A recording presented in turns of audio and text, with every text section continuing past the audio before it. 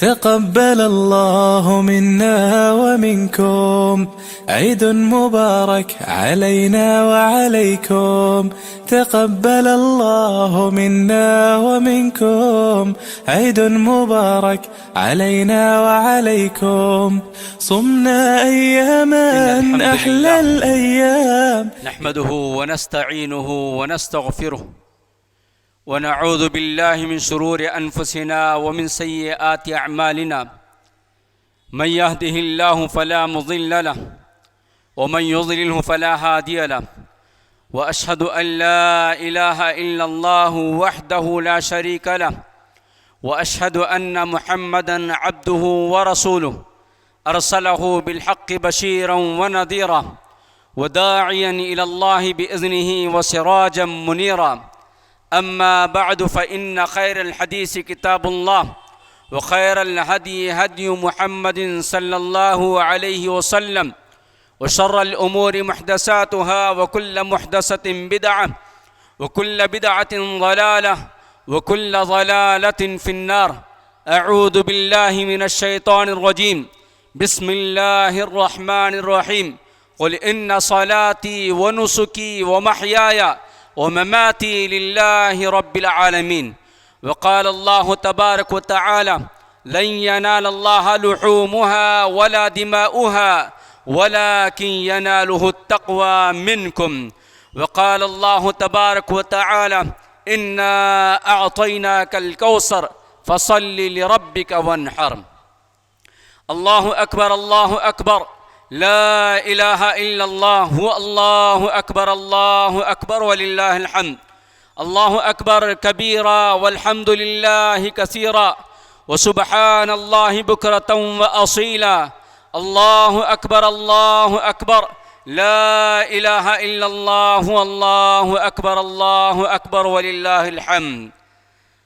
معزز علماء کرام، بزرگان محترم، نوجوانان اسلام، معصوم بچوں اور اسلامی مائیں اور بہنیں اور میری آواز سننے والے مسلمان بھائیوں اور برادران وطن، اللہ تبارک و تعالیٰ کا بے انتہا شکر اور اس کا احسان ہے کہ اس نے ہمیں اور آپ کو دین اسلام کی نعمت سے نوازا، اور دین اسلام کی تعلیمات میں اس بات کی تعلیم دی گئی ہے کہ سال میں 2 مرتبہ ہم اور آپ عید کی مناسبت سے خوشیاں اٹھا سکیں اور خوشیاں منا سکیں.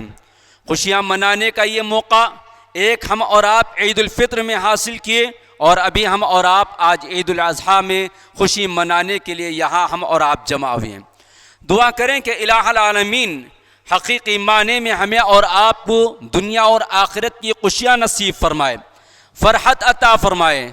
اللہ تبارک و تعالی ہماری اور آپ کی دنیاوی اور اخروی زندگی کے اندر کامیابی و کامرانی عطا فرمائے.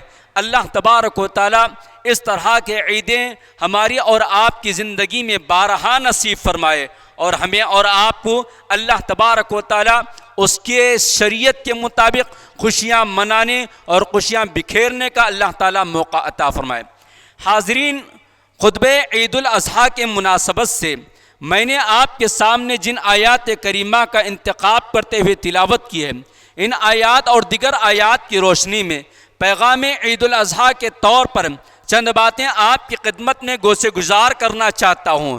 آپ علیہ السلام کے سنت کے مطابق ہم اور آپ ابھی عید الاضحیٰ کی 2 رکعت نماز ادا کیے، اور آپ علیہ السلام کی سنت ہے کہ نماز عید الاضحیٰ کے بعد خطبہ مسنونہ دیا جاتا تھا. اسی سنت کی ادائیگی کے لیے میں آپ کے سامنے کھڑا ہوں. حاضرین، عید الاضحیٰ جو ہے اس کے پیچھے ایک تاریخ ہے. ابھی ہم اور آپ نے نماز ادا کیا، خطبے کے بعد ہم اپنے گھر پہنچیں گے اور قربانی کا ایک فریضہ انجام دیں گے. اللہ نے جس کو جتنی طاقت دی ہے اس کے اپنی طاقت کے مطابق ہم اور آپ جانور ذبح کرنے کی ایک قربانی کا ایک طریقہ اللہ تبارک و تعالیٰ نے جو بتایا ہے اس پر ہم اور آپ ابھی عمل کرنے والے ہیں. اس قربانی کا پس منظر کیا ہے؟ کیا قربانی صرف اس بات کا نام ہے کہ ہم نماز کے بعد اپنے گھر جائیں کہ کوئی ایک جانور ذبح کریں؟ گائے کی شکل میں، بیل کی شکل میں، اونٹ کی شکل میں، بکرے کی شکل میں نہیں. صرف اسی کا نام قربانی نہیں، بلکہ قربانی ایک مومن کی زندگی میں، ایک مومنانہ زندگی میں ہر لمحہ، ہر سیکنڈ، ہر دن، ہر مہینہ، ہر ہفتہ، زندگی کے ابتدا سے انتہا تک ایک مومنانہ زندگی گزارنے کے لیے اس کے لیے قدم قدم پر قربانی دینی ہے. اسی کا نام قربانی ہے کہ ہم مال کی قربانی دیں، ہم جان کی قربانی دیں، ہم دولت کی قربانی دیں، ہم اپنے عزیز و اقارب کی قربانی دیں، ہم خواہشات کی قربانی دیں، ہم وقت کی قربانی دیں.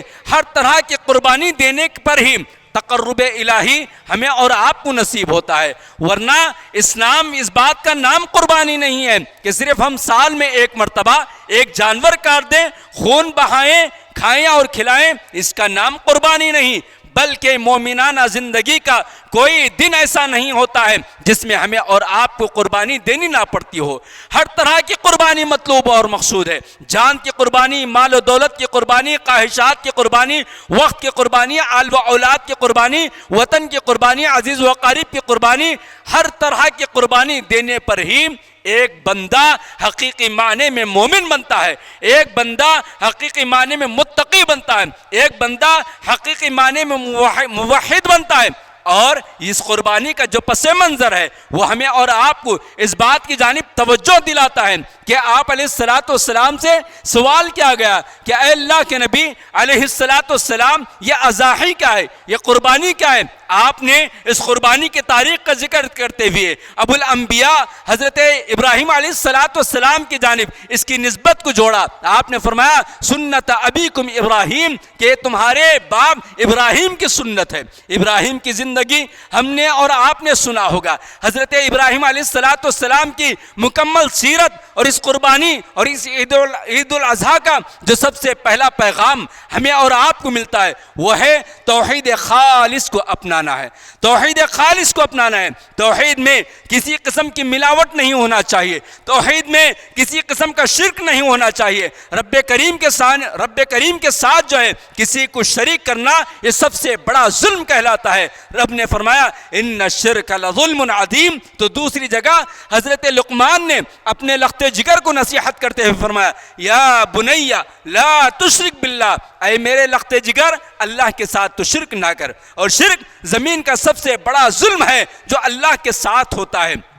اور جب بندہ توحید خالص کو اپناتا ہے تو اس کی زندگی کے اندر امن، اس کی زندگی کے اندر سکون، راحت، اطمینان اور ہر طرح کی عافیت اسے نصیب ہوتی ہے. اور توحید خالص کے اندر تھوڑی سی بھی ملاوٹ ہو جاتی ہے تو پھر اس کے اوپر ظلم و زیادتی ہوتی ہے. اس کے اندر سے، اس کی زندگی سے امن ختم ہو جاتا ہے، چین ختم ہو جاتا ہے، سکون ختم ہو جاتا ہے. اس لیے اللہ تبارک و تعالی نے اس بات کا اعلان فرمایا کہ تم امن چاہتے ہو، سکون چاہتے ہو، راحت چاہتے ہو، اطمینان چاہتے ہو، اطمینان قلب کی زندگی چاہتے ہو، تو پھر آپ کو ضروری ہے کہ توحید خالص میں کسی قسم کی ملاوٹ نہ ہو. حضرت ابراہیم علیہ السلام کی ولادت سے لے کر وفات تک کی جو سیرت ہمیں اور آپ کو ملتی ہے وہ قدم قدم پر توحید کی دعوت ملتی ہے. ابراہیم نے توحید کے خاطر ہر طرح کی قربانی دی. اس توحید خالص کو اپنانے کے لیے وطن کو چھوڑا، ماں باپ کو چھوڑا، والدین کو چھوڑا، عزیز و اقارب کو چھوڑا، بادشاہ وقت سے لڑ لیا. اور یہاں تک کہ جب ملک نے اور حکمرانوں نے اس بات کا اعلان کیا کہ نارے نمرود میں ڈالا جائے گا، ابراہیم نے بخوشی اس توحید کے خاطر نارے نمرود میں کودنا پسند کیا، آگ میں کودنا پسند کیا، لیکن اپنی زندگی سے توحید کو جانے نہیں دیا. حاضرین اجلاس، حاضرین عیدگاہ، آپ سے ادباً درخواست ہے کہ ہماری زندگیوں میں انجانے طور پر شرک ہمارے گھروں میں در آیا ہے. خواتین اسلام کا ایک بڑا مجموعہ یہاں جمع ہے. چھوٹی چھوٹی باتوں پر بدعقیدگی ان کے اندر آ جاتی ہے اور توحید خالص کے اندر وہ شرک کے اندر مبتلا ہو جاتے ہیں. لہٰذا سیرت ابراہیم کا یہی پیغام ہمیں ملتا ہے کہ توحید خالص کو اپنانا چاہیے. نارے نمرود میں کود ڈالے گئے ابراہیم، لیکن جس بندے کے پاس توحید خالص ہوتی ہے رب کی مدد کیسے آتی ہے؟ رب کی مدد کیسے آتی ہے؟ رب جب اپنے موحد بندے کی مدد کرنا چاہتا ہے تو آگ کو حکم دیتا ہے. آگ کی فطرت جلانا ہے، لیکن ابراہیم کو آگ میں ڈالا گیا. ہم اور آپ جانتے ہیں ابراہیم کو آگ نے نہیں جلایا بلکہ رب نے اعلان فرمایا یا نارو کونی بردم و سلامن علی ابراہیم کہ اے آگ میرے ابراہیم پر تو ٹھنڈی ہو جا، سلامتی والی ہو جا۔ گویا سیرت ابراہیم کا پیغام یہی ہے کہ ہمیں اور آپ کو توحید کو اپنانا چاہیے۔ اور آج ہم اور آپ جو قربانیاں دینے جا رہے ہیں یہ قربانی بھی توحید کا ایک حصہ ہے، یہ قربانی بھی توحید کا ایک حصہ ہے۔ جب ہم ان قربانیوں کو اللہ کے لیے قربان کرتے ہیں تو گویا توحید ہے۔ اگر اس کے ساتھ کسی اور کو شریک کرتے ہیں، غیر اللہ کے نام پر ذبح کرتے ہیں، کسی مزار کے نام پر، کسی ولی کے نام پر، کسی پیر کے نام پر، کسی مرشد کے نام پر، کسی عالم کے نام پر، کسی اور کے نام پر اگر ذبح کرتے ہیں تو گویا قربانی کے اندر سے توحید کی جو روح ہے وہ نکل جاتی ہے اور وہاں شرک آ جاتا ہے۔ اس لیے اللہ تبارک و تعالیٰ کا یہ پیغام ہمارے مد نظر ہونا چاہیے کہ توحید کو ہم ہر حال میں جانے نہیں دینا چاہیے۔ حاضرین، عید الاضحیٰ کا یہ جو خوبصورت منظر ہے، یہ جو بہترین ایک خوشی کا موقع ہے، اس خوشی کے موقع پر ایک اور چیز میں آپ کو بتاتا چلوں کہ ہم اور آپ عید الاضحیٰ کے مناسبت سے یہاں جمع ہوئے ہیں، لیکن عالم اسلام سے، عالم انسانیت سے، عالم ایمان سے تعلق رکھنے والے لاکھوں کی تعداد میں اللہ تعالیٰ کے بندے اور بندیاں دیوانہ وار شوق میں، ذوق میں، ذوق در ذوق، جماعت در جماعت، کیا غریب، کیا امیر، کیا کالا، کیا گورا، کیا وطن کا شہنشاہ یا پھر حکمران یا محکوم، رعایا، ہر ایک جو ہے بارگاہ الہی میں حج کے فریضے کی ادائیگی کے لیے وہاں جمع ہیں۔ یہ بھی مکمل حج کا از ابتدا تا انتہا یہی سبق ملتا ہے کہ یہ بھی توحید خالص کا ایک نمونہ ہے، یہ بھی شعائر اللہ کے اندر شمار ہے۔ رب کے گھر کا طواف جو ہوتا ہے وہ کسی اور گھر کا طواف ہو جائے تو شرک ہے، کسی مزار کا ہو، کسی درگاہ کا ہو، اگر وہ طواف ہوتا ہے تو گویا شرک ہے۔ لیکن توحید خالص کے ماننے والے اس بات سے بچتے ہیں کہ وہ صرف کعبۃ اللہ کا طواف کرے۔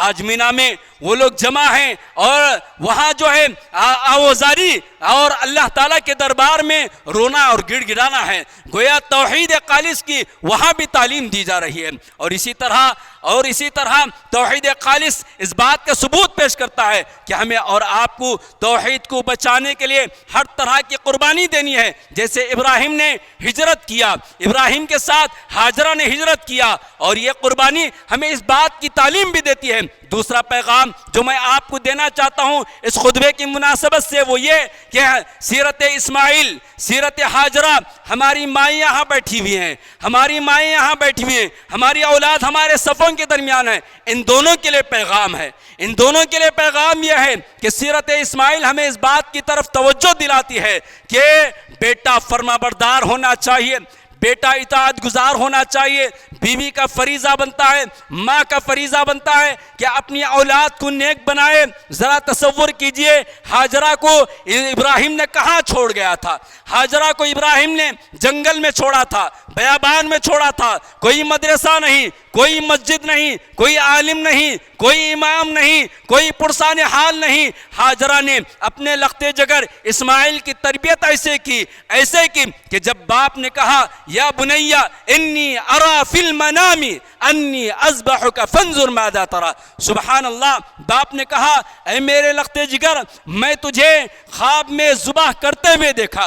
تربیت یافتہ بیٹے کی زبان سے کیا نکلتا ہے؟ ماں نے تربیت کی، ماں نے فرمانبردار بنایا، رب کا پیغام بتایا، رب کی عظمت اس کے دلوں میں بٹھائی اور اپنے باپ کا مقام بتایا، تو باپ کے سامنے بیٹے نے جواب دیا قال یا ابت افعل ما تؤمر ستجدنی انشاءاللہ من الصابرین۔ سبحان اللہ، قربان جائے اسماعیل کے جواب پر۔ اسماعیل نے کہا ابا جان آپ اس کام کو کر گزریے جس کا رب نے آپ کو حکم دیا ہے، یہ نہ صرف میں کہہ رہا ہوں بلکہ آپ کے ساتھ پوری طرح کھڑا ہوں۔ ابراہیم نے اپنے رب کو منوانے کے لیے اپنے رب کی جانب سے آئے ہوئے خواب کو پورا کیا، اور ابراہیم نے ثابت کر دیا کہ اس دل کے اندر محبت الہی پیوستہ ہوتی ہے، اس دل کے اندر آل و اولاد سے بڑھ کر، مال سے بڑھ کر، بیوی بچوں سے بڑھ کر، وطن سے بڑھ کر، عزیز و قارب سے بڑھ کر، ساری دنیا سے بڑھ کر، زمین و آسمان کے درمیان رہنے والے والے تمام خزانوں سے بڑھ کر اگر کسی کی محبت ہمارے دلوں میں ہونی چاہیے تو رب کریم کی ہوتی ہے، اور رب کریم کے ایک اشارے پر اپنی اس اولاد کو قربان کرنے کے لیے تیار ہوتا ہے۔ ابراہیم جس اولاد کے لیے منتیں مانگی تھی، بڑھاپے کی عمر میں ابراہیم کو اسماعیل ملے تھے، اسماعیل چلنے پھرنے کے لائق تھے، اسماعیل کو سلایا گیا، ذبح کرنے کے لیے تیار ہو گئے۔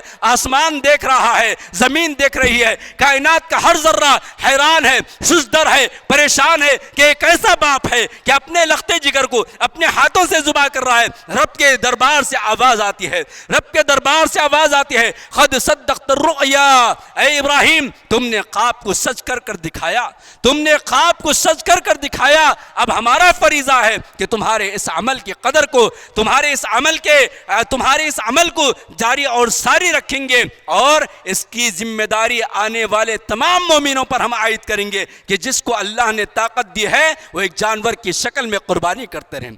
حاضرین اور میری اسلامی مائیں اور بہنیں، اولاد کی تربیت ایسی ہونی چاہیے، اولاد کی تربیت ایسی ہونی چاہیے۔ ہمیں دوسرا پیغام یہی ملتا ہے کہ اولاد کی تربیت، تیسرا پیغام یہ ملتا ہے، اور تیسرا پیغام میں آپ کو یہ دینا چاہتا ہوں کہ صبر کے ساتھ برداشت کے ساتھ اور بہادری کے ساتھ عزم حوصلے کے ساتھ زندگی گزاریں۔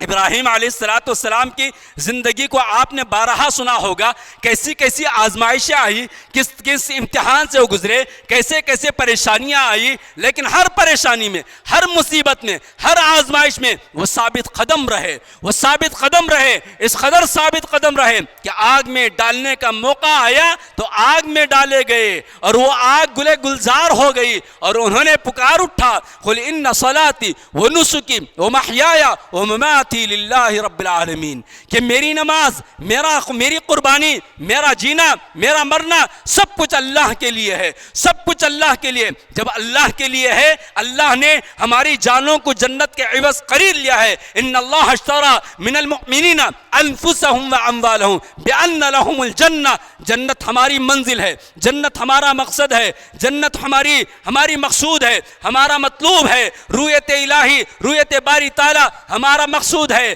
اللہ تبارک و تعالی کے چہرے مبارک کو دیکھنا، اللہ کی ملاقات ہمارا مقصود ہے۔ تو پھر زمین پر ہمیں اور آپ کو آنے والی یہ تکلیفیں بالکل ہیچ ہیں، اور ایسے موقع پر ہم ثابت قدمی کا مظاہرہ کرنا چاہیے جیسے ابراہیم نے کیا۔ لہٰذا ان پیغامات کے ساتھ میں مختصر انداز میں قربانی کے تعلق سے دو چند باتیں بتا کر اپنی بات کو ختم کر دیتا ہوں۔ اللہ کے نبی علیہ السلام نے اس بات کا اعلان فرمایا، ما من عمل آدمی من عمل، کہ آپ نے فرمایا کہ جو آدمی عید الاضحیٰ کے دن، یوم النحر کے دن سب سے زیادہ جو کام کرتا ہے، جس کو اللہ تعالیٰ پسند فرماتے ہیں، احب الی اللہ، جو اللہ تعالیٰ کے نزدیک محبوب ہے، وہ ہے من احراق الدم، یعنی قربانی کرنا۔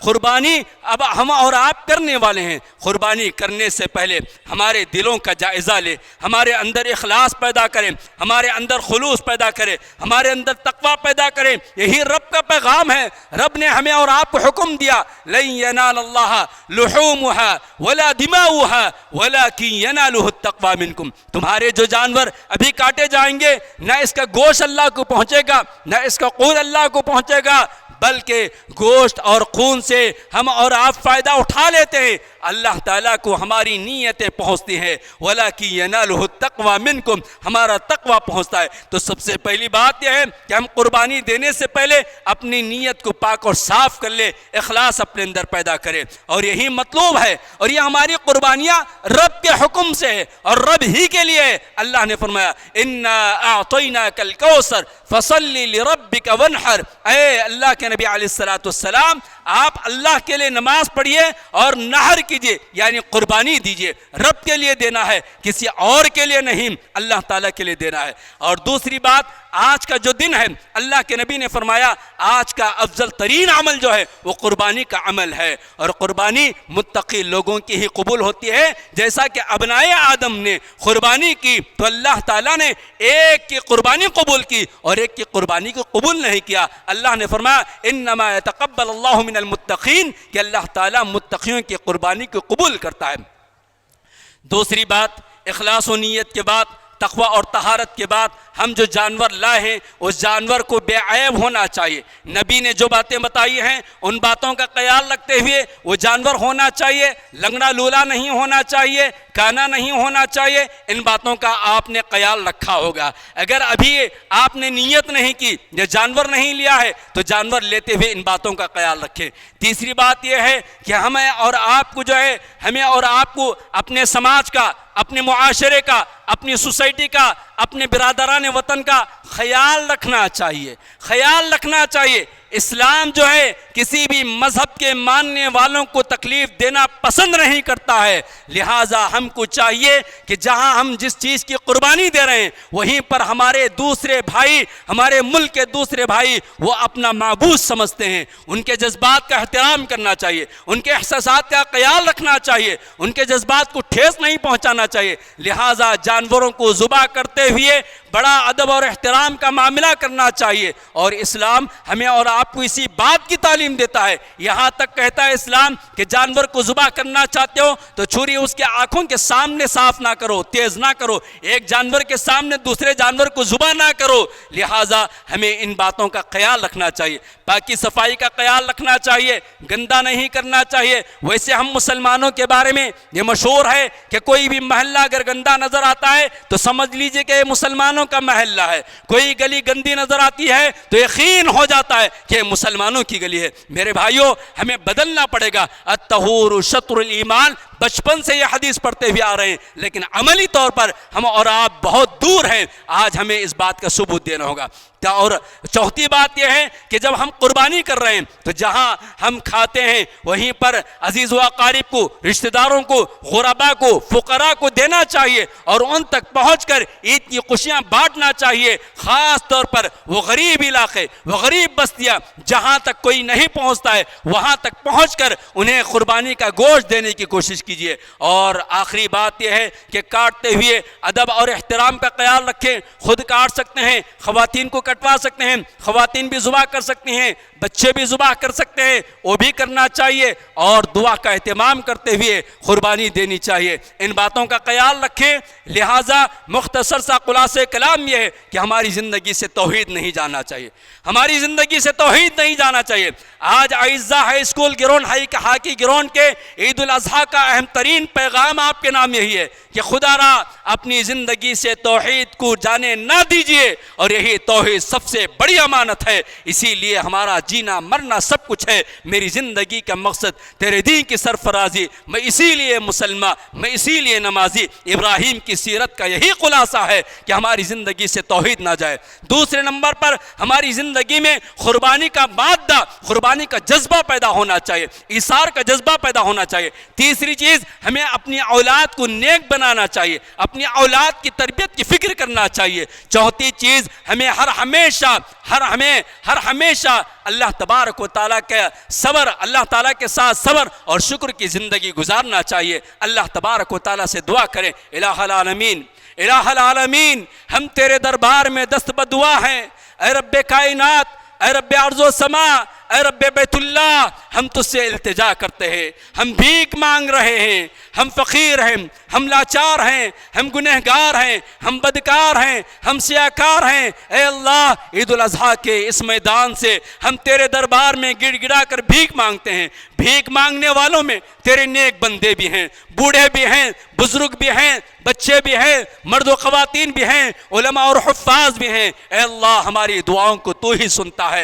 اے اللہ, مجیب الدعوات تو ہی ہے. اے اللہ, سمیع تو ہی ہے. اے اللہ, تو ہی ہماری دعاؤں کو قبول کرنے والا ہے. اے اللہ, ہم تجھ ہی سے مدد مانگتے ہیں. اے اللہ, ہم تجھ ہی سے بھیک مانگتے ہیں. اے اللہ, ہماری دعاؤں کو تو سن لے. اے اللہ, ہمیں عید کی صحیح خوشیاں نصیب فرمائیے. اے اللہ, عید الاضحیٰ کا یہ موقع ہے. اے اللہ, ہمیں خوشیاں دینے والا اور خوشیاں بانٹنے والا بنا دیجئے. اے اللہ, ہماری قربانیوں کو قبول فرما لیجئے. اے اللہ, ہمارے اندر اخلاص پیدا فرما دیجئے, تقوی پیدا فرما دیجئے, للہیت پیدا فرما دیجئے. اے اللہ, اللہ ہمیں ریاکاری سے بچا لیجئے۔ اللہ ہم نے قربانی کا جانور لانے کے بعد جتنا کچھ ریاکاری ہم سے ہوئی ہے اللہ ہمیں معاف فرما دیجئے۔ اللہ سچی توبہ نصیب فرمائیے۔ اللہ اخلاص کے ساتھ، خلوص کے ساتھ قربانی اس جذبے کے ساتھ کرنے کی ہمیں توفیق عطا فرمائیے کہ اے اللہ اگر ضرورت پڑے تو ہماری جانیں حاضر ہیں، ہماری آل و اولاد جائے، ہماری آل و اولاد کی جانیں آپ کے دین کے لیے حاضر ہیں۔ اللہ ہمارا مال،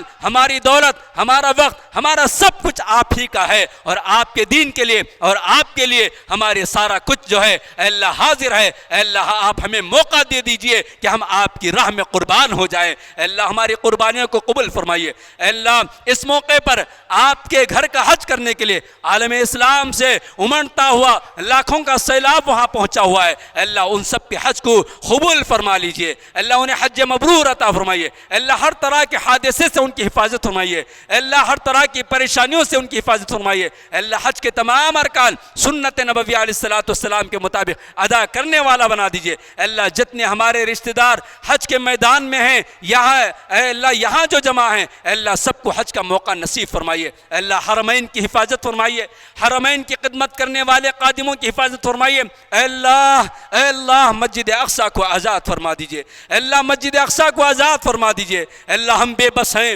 لاچار ہیں، اے اللہ سوائے آپ کے دربار میں دعا کرنے کے، آپ سے بھیک مانگنے کے کچھ نہیں کر سکتے ہیں۔ اے اللہ مسجد اقصی کو آزاد فرما دیجئے۔ اے اللہ اہل غزہ پر رحم فرمائیے۔ اے اللہ آج میدان میں ہم خوشیاں منا رہے ہیں، لباس میسر ہے، کھانا میسر ہے، قربانی میسر ہے، لیکن اے اللہ اہل غزہ ہر ایک ایک لقمے کے لیے، ایک ایک گھٹ کے لیے، ایک ایک لباس کے لیے ترس رہے ہیں۔ اے اللہ آپ ہی ان کے حامی ہیں، اے اللہ آپ ہی ان کے مددگار ہیں۔ اے اللہ اہل غزہ کے حق میں ہماری دعاؤں کو قبول فرمائیے۔ اے اللہ ہمارے ملک میں امن و سلامتی عطا فرمائیے۔ اے اللہ ہمارے ملک میں امن و سلامتی عطا فرمائیے۔ اے اللہ مساجد کی، مدارس کی، زمینوں کی، مسلمانوں کی، علماء کی، حفاظ کی، مرد و خواتین کی، جائیداد کی، تمام چیزوں کی حفاظت فرمائیے۔ اے اللہ ہمارے مساجد کی، ہمارے عبادت گاہوں کی حفاظت فرمائیے۔ اے اللہ ہمارے ملک میں امن و سلامتی عطا فرمائیے۔ اے اللہ ہمارے ملک پر دشمن جو آنکھ اٹھا کر دیکھ رہا ہے، اے اللہ ہمارا پڑوسی ملک ہو یا کوئی بھی ملک ہو، اے اللہ ہمارے ملک کی جانب جو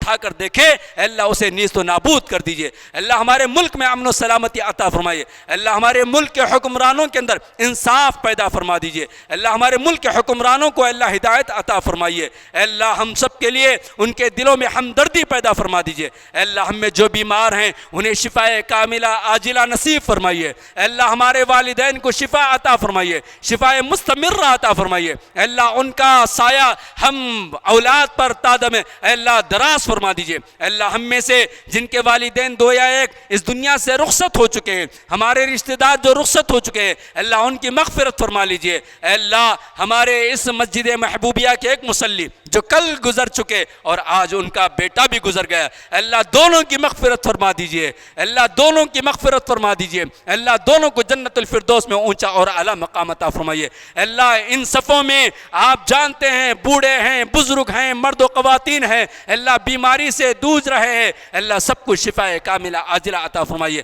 اے اللہ ہمارے بچوں کو نیک بنانے کی ہمیں توفیق عطا فرمائیے۔ اے اللہ ہمارے بچوں کی تربیت کرنے والا ہمیں بنا دیجئے۔ اے اللہ ہماری مائیں اور بہنوں کو نیک بنا دیجئے۔ اے اللہ ان کی جائز خواہشات کو پورا فرما دیجئے۔ اے اللہ ہمیں حلال روزی روٹی عطا فرمائیے، حرام سے بچا دیجئے۔ اے اللہ حرام سے بچا دیجئے، سود سے بچا دیجئے۔ اے اللہ حلال روزی روٹی میں خیر و برکت عطا فرمائیے۔ اے اللہ ہمارے نوجوانوں کو ہدایت عطا فرمائیے۔ اے اللہ ہم سب کی دعاؤں کو قبول فرمائیے۔ اے اللہ جن بھائیوں نے ہم سے دعا کی درخواست کیا اور نہ کی ہے، اے اللہ سب کے حق میں ہماری دعاؤں کو قبول فرما کر اے اللہ ان کے جائز خواہشات کو اور نیک تمناؤں کو پورا فرما دیجئے۔ اے اللہ ہماری دعاؤں کو اے اللہ اپنے فضل و کرم سے قبول فرمائیے۔ اے اللہ ہمیں قرآن پڑھنے والا، نماز پڑھنے والا، ذکر و اذکار کرنے والا، دعاؤں کا اہتمام کرنے والا موحد بنا دیجئے۔ اے اللہ توحید خالص کی دعوت، اے اللہ توحید خالص کی توفیق ہمیں عطا فرمائیے۔ ربنا تقبل منا انک انت السمیع العلیم وتوب علينا إنك أنت التواب الرحيم سبحان ربك رب العزة عما يصفون وسلام على المرسلين والحمد لله رب العالمين۔ تقبل الله منا ومنكم عيد مبارك علينا وعليكم. تقبل الله منا ومنكم عيد مبارك علينا وعليكم. صمنا أياما أحلى الأيام يا ربي أعدها كل الأعوام. صمنا أياما أحلى الأيام يا ربي أعدها كل الأعوام. يا ربي أعدها كل الأعوام.